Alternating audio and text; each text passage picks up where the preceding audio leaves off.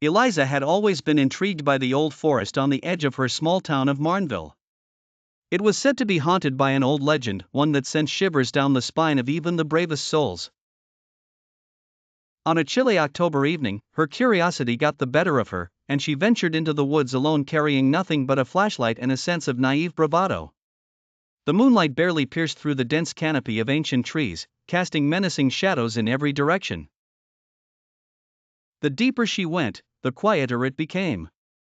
Not even the usual night sounds of crickets or owls could be heard. It was as if the forest held its breath.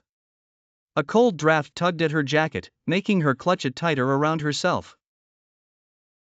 Her steps broke the eerie silence, each crunch of leaves sounding like a warning.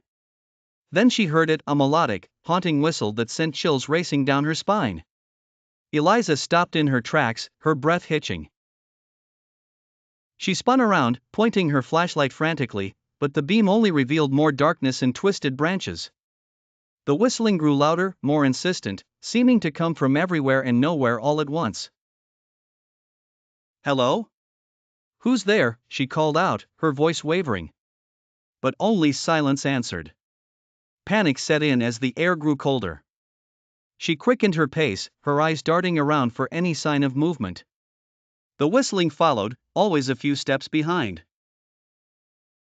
Suddenly, she stumbled upon an old cabin, half hidden by overgrown ivy and decay. It seemed abandoned, but it was her only shelter.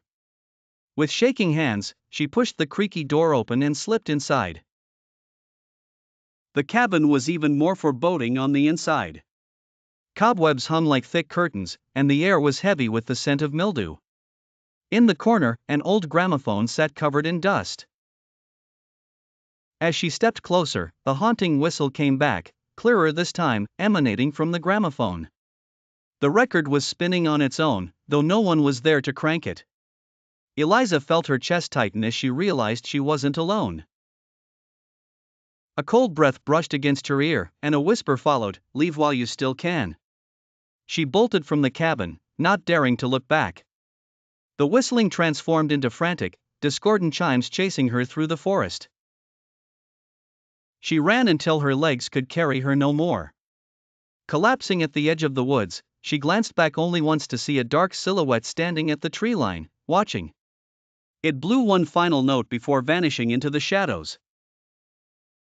When the townsfolk found her the next morning, Eliza could barely speak. The once fearless girl was now silent, her eyes reflecting the terror of the night's events. She never spoke of the whistling in the woods again.